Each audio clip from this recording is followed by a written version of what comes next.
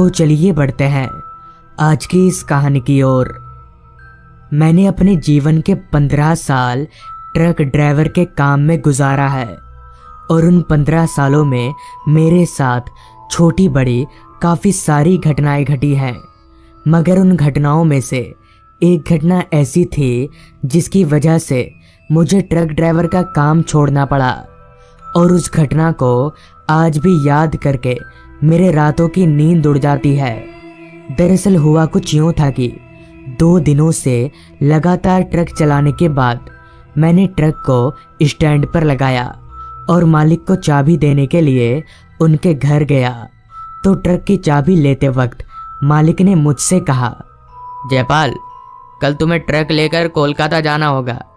वो क्या ना, मेरा एक दोस्त कोलकाता शिफ्ट हो रहा है, तो उसके घर का सारा सामान लेकर तुम्हें जाना होगा।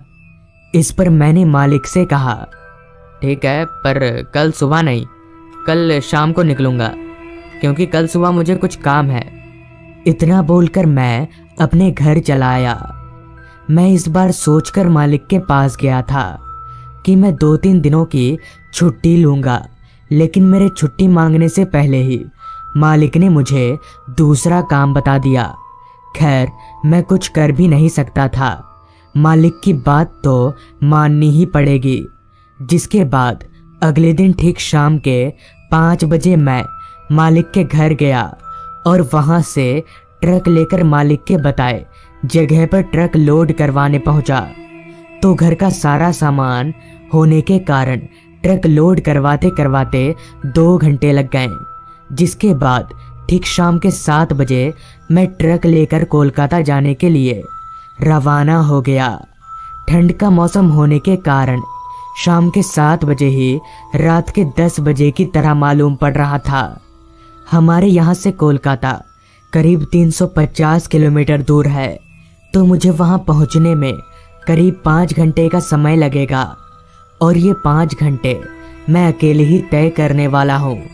असल में मेरे पहले वाला खलासी से मालिक की 1 महीने पहले कुछ अनबन हो गई थी, जिस कारण खलासी ने 1 महीना पहले ही काम छोड़ दिया और तब से हमें कोई नया खलासी नहीं मिला, जिस वजह से मैं अकेले ही ट्रक लेकर जाया करता हूँ। खैर, ट्रक चलाते चलाते 2 घंटे कब बीत गए मुझे पता ही नहीं चला। लेकिन अब रात का असर मुझे साफ साफ रास्ते पर दिखने लगा था, क्योंकि अब रास्ते पर गाड़ियों का काफिला काफ़ी कम सा हो गया था, जिस वजह से कोहरे ने रास्ते को चारों तरफ से घेर लिया था। वो भी इतना घना कोहरा कि मुझे ज़्यादा दूर तक कुछ भी साफ साफ दिखाई नहीं पड़ रहा था। अंधेरा तो पूरे रास्ते पर इस कदर फैला हुआ था कि मेरी हेडलाइट की रोशनी उस अंधेरे के सामने कम पड़ रही थी। कुछ दूर इसी तरह आगे बढ़ने के बाद मैंने जब अपनी घड़ी में वक्त देखा तो रात के 9:30 बज रहे थे। काफ़ी देर से कुछ ना खाने के कारण अब मुझे काफ़ी तेज भूख भी लगने लगी थी। तो मैं ट्रक को कुछ देर के लिए रास्ते के एक किनारे पर रोका और घर से लाए खाने को खाने लगा। करीबन 15 मिनट खाना पीना खाने के बाद मैं वापस से ट्रक को भगाने लगा। काफ़ी ठंड होने की वजह से मैंने ट्रक की सारी खिड़कियां बंद कर रखी थीं, ताकि ठंडी ठंडी हवाएं ट्रक के अंदर ना आ सके। अभी मैं ट्रक चला ही रहा था, तभी मुझे याद आया कि एक शॉर्टकट रास्ता है जिससे मैं 1 घंटे पहले कोलकाता पहुंच जाऊंगा। और ये सोचते ही मैंने ट्रक को उस रास्ते पर ले लिया। तो उस रास्ते पर ट्रक को लेते ही मैंने देखा कि वो रास्ता दोनों तरफ से जंगलों से घिरा हुआ है और उस रास्ते पर पहले वाले रास्ते से भी ज़्यादा अंधेरा फैला है। जंगली रास्ता होने के कारण रास्ता काफ़ी टूटा फूटा सा था। अभी मैं आगे बढ़ ही रहा था कि तभी मेरी ट्रक का टायर खड्डे में पड़कर उछला। तो ट्रक के उछलते ही मुझे एक आवाज़ आई, अरे ट्रक ध्यान से चला, वरना पीछे रखा सारा सामान टूट जाएगा। उस आवाज़ को सुनकर मैं एकदम से चौंक गया। कि भला ये आवाज़ आई तो आई कहाँ से। ट्रक में तो मेरे अलावा और कोई भी नहीं है, लेकिन फिर भी मैं अपने अगल बगल अच्छी तरह से देखा तो ट्रक में मेरे अलावा और कोई भी नहीं था। खैर, मैं इसे अपने मन का वहम मानकर आगे बढ़ने लगा। करीब 10 मिनट इसी तरह से ट्रक चलाने के बाद अचानक ही मेरे नाक में बीड़ी जलने की गंध आने लगी। मगर ये कैसे हो सकता है? मैंने तो सारी खिड़कियां बंद कर रखी थी, तो बाहर से किसी भी तरह की गंध नहीं आ सकती, और अंदर में मैं अकेला ही हूँ, तो बीड़ी जलने की गंध आ कहाँ से रही है?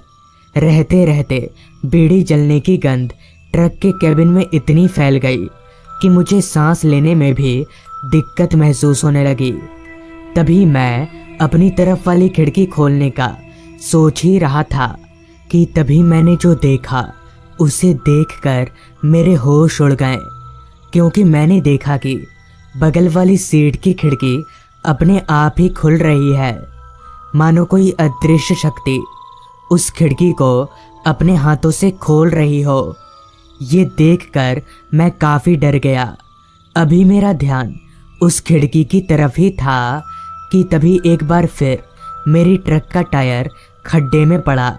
तो इस बार मुझे ऐसा महसूस हुआ जैसे किसी ने पीछे से मेरे गाल पर एक थप्पड़ जड़ दिया हो, और तभी पीछे से आवाज़ आई, तब से बोल रहा हूँ ट्रक ठीक से चला, सुनाई नहीं देता क्या? इस आवाज़ को दोबारा सुनकर और अपने गाल पर चांटा खाकर मैं समझ गया कि ये मेरा वहम नहीं और दाल में कुछ काला है। कि तभी मैंने जब एक बार अपनी निगाहें पीछे घुमाई तो पीछे का नज़ारा देखकर मेरे हाथ पैर कांपने लगे और मेरा सर घूमने लगा, क्योंकि ठीक मेरे पीछे एक बुजुर्ग आदमी बैठा हुआ था जिसकी शक्ल मौत से भी ज़्यादा डरावनी थी, और उस आदमी के आंखों की पुतलियां भी नहीं थी। ये देखकर मैं समझ गया कि ये कोई इंसान नहीं बल्कि भूत है, और अब मैं काफ़ी बड़ी मुसीबत में फंस चुका हूँ। मुझे समझ नहीं आ रहा था कि मैं करूँ तो करूँ क्या। फिर भी मैं किसी तरह हिम्मत जुटाकर आगे बढ़ता रहा। डर के मारे मेरे हाथ पैर जोर जोर से कांप रहे थे, लेकिन फिर भी मैं काफ़ी संभल कर ट्रक चला रहा था कि तभी मुझे कुछ ही दूरी पर रास्ते के एक किनारे एक आदमी बैठा हुआ दिखा।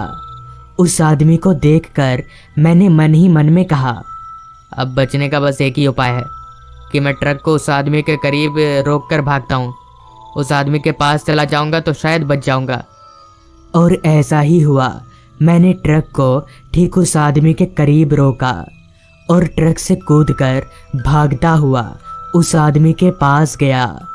तो मुझे इतना डरा हुआ देख उस आदमी ने कहा, क्या हुआ भाई साहब, आप इतना कांप क्यों रहे हैं? इस पर मैंने अपनी पूरी आप बीती उस आदमी को बताई। तो मेरी पूरी बात सुनने के बाद उस आदमी ने कहा, दरअसल जो सारा सामान आप अपने ट्रक में लाद कर ले जा रहे हैं ना, वो सारा सामान इसी भूत का है। क्योंकि आज से 1 महीने पहले उस घर में, यानी कि जिस घर से आप सामान लोड करके ले जा रहे हैं, उस घर में एक बूढ़ा बाप, बेटा और बहू रहा करते थे। ना जाने क्यों बेटा और बाप में जमती नहीं थी, जिस कारण आए दिन उनके घर में कलेश होता रहता था। फिर एक दिन अचानक बेटा और बहू अपने बूढ़े पिता को छोड़कर चले गए, जिससे वो बूढ़ा बाप काफ़ी सदमे में रहने लगा। और आखिरकार एक दिन उस बूढ़े बाप ने भी उसी घर में खुदकुशी कर ली। ये खबर पाते ही बेटा घर आया और अपने बाप का अंतिम संस्कार करके उस घर का सारा सामान नए घर में ट्रांसफ़र कराने के लिए आपका ट्रक चुना। उस आदमी की ये बात को सुनकर मेरे जहन में एक सवाल ने दस्तक दी कि आखिर इस आदमी को इतना सब कैसे पता। मैं तो अपने शहर से 250 किलोमीटर दूर हूँ और वो घर भी तो मेरे ही शहर में है। इस सवाल को मैं ज़्यादा देर तक अपने जहन में रख नहीं सका, जिस पर मैंने उस आदमी से पूछते हुए कहा, लेकिन इतना सब आपको कैसे पता? मेरे ये पूछते ही उस आदमी ने जो जवाब दिया उस जवाब को सुनकर मेरा कांपता शरीर और जोर जोर से कांपने लगा, क्योंकि उस आदमी ने कहा, मैं भी एक भूत ही हूँ। 1 साल आगे इसी जगह पर ट्रक के चपेट में आकर मर गया था। इतना बोलते ही उस आदमी का पूरा शरीर एकदम से बदलने लगा और देखते ही देखते उसका पूरा शरीर कुचला हुआ नजर आने लगा। अब मैं समझ गया था कि नहीं बच पाऊंगा। फिर भी मैं हिम्मत जुटाकर वहां से भागा और भागता हुआ सीधे एक बस्ती चला गया और पूरी रात उस बस्ती में गुजारने के बाद सुबह ही अपने ट्रक के पास लौटा। तो दोस्तों, ये थी आज की कहानी। अगर आपको ये कहानी अच्छी लगी हो तो चैनल को ज़रूर सब्सक्राइब कर लें।